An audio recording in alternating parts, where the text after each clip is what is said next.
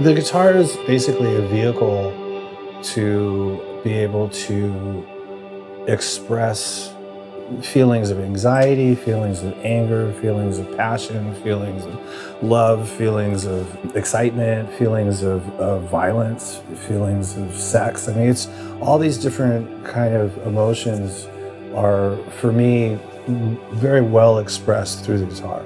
If it was something that I really wanted to talk about or yell about or scream about or whisper about or whatever, it's easier for me to do it with a guitar than it is to do it, through the spoken word.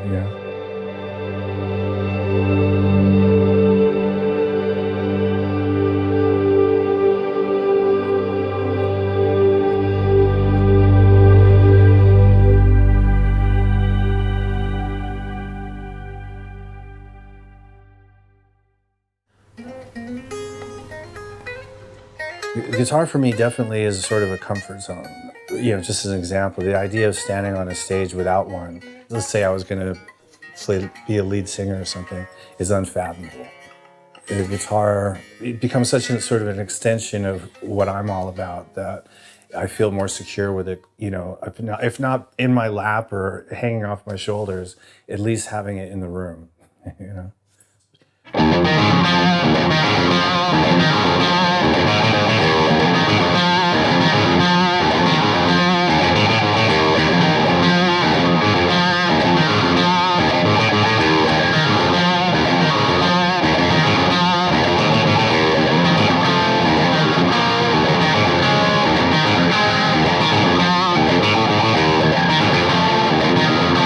I first discovered guitar when I was a kid in England.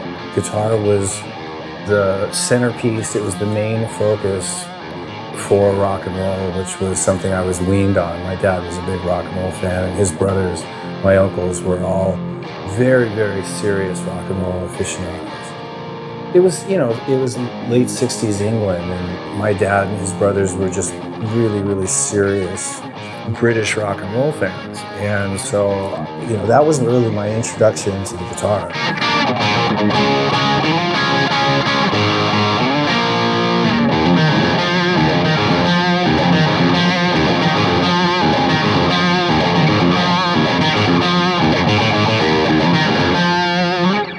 When I first started playing guitar, it was just about the guys whose music really appealed to me the most. It wasn't so much about guitar heroes and sort of like the pyrotechnics of playing guitar. It was just sort of the whole package, just really good music and accompaniment that really expressed whatever the song was.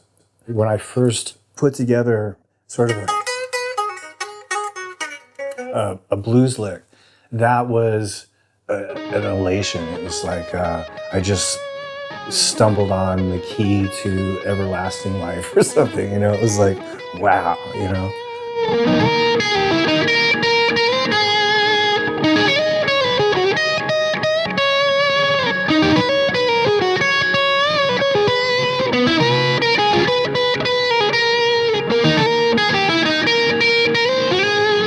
I come from a sort of illustration background anyway, and my parents were both artists and my grandparents were artists. And I mean, that's really the only thing I was good at before I could play guitar. When I was a little kid and going to art galleries and whatnot, I was into Matisse and Picasso, and those were two artists that really appealed to me. And then there was David Hockney and all, and Escher, and there was all these sort of very stylistic graphic artists that I thought were really great. So that kind of stuff has always really appealed to me. And then I remember seeing Fantasia in England when I was a little kid and having the power of really majestic animation with really powerful classical music, and having that combination was something that was really inspiring to me without even knowing why or what it was inspiring.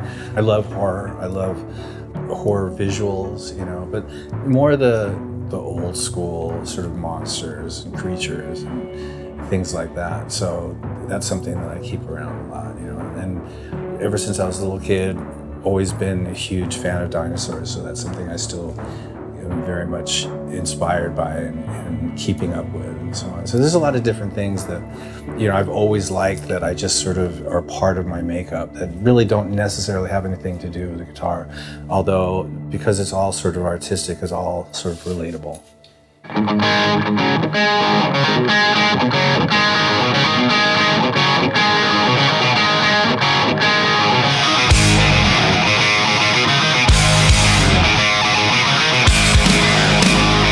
The backstory to Living the Dream is, I guess in 2015, when the Conspirators got off the road, I went straight into a rehearsal space and started compiling some of the ideas that I'd come up with on the road.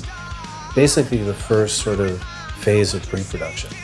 And so we had compiled a bunch of material, and then I ended up joining up with Guns N' Roses, which was something that wasn't foreseen. So for a year and a half, I was out with Guns, and Conspirators was basically on the back burner for that whole period of time. But when we got back together, I wanted to complete what we'd set out to do back in 2015. So come January of 2018, got everybody together in the Conspirators and went in and sort of went back and revisited all that material from before, and then created about, 3 or 4 new songs. And then we started pre-production all over again, and then made the record.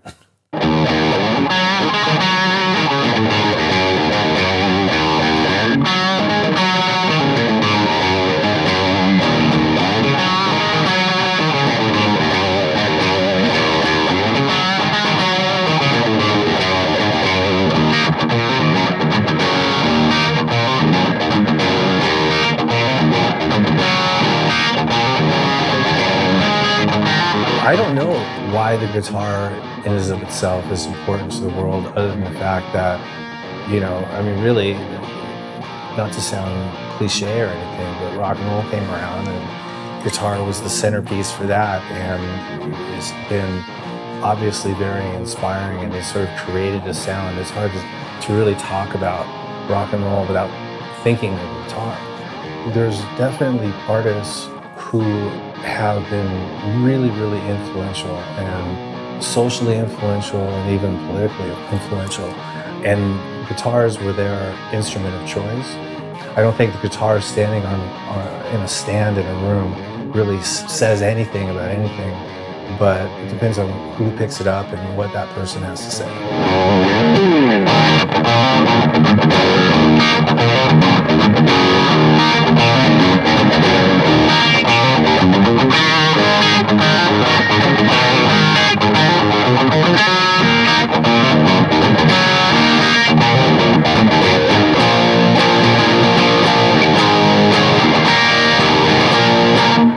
I think the guitar has been really almost the only part of me that's been able to traverse all the different experiences that I've had in the last 35 years or whatever, in all the places that I've been. That's really sort of the thing that I've been doing that's allowed me to do all that, to meet a lot of really interesting and influential people. It's been the thing that sort of put me in somewhat of a spotlight, and to be able to enjoy what it is that I do, I don't know what I would be doing if I hadn't picked up on that, I doubt I would be still BMXing.